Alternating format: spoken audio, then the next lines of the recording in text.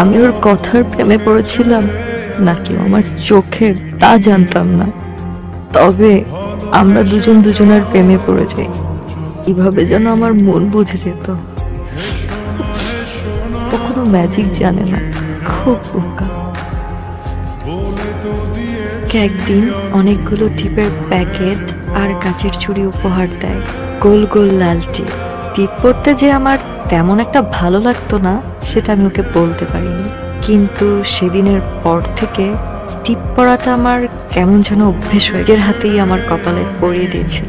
আমি নির্ভরতায় মাথা রাখা যায়, যার হাতে হাত রেখে পাড়ি দেওয়া যায় সহস্র বন্ধুর পথ, এমনই এক বিশ্বাসী যুবক। এরপর সে শোনালো তার লেখার একটা ভালোবাসার কবিতা।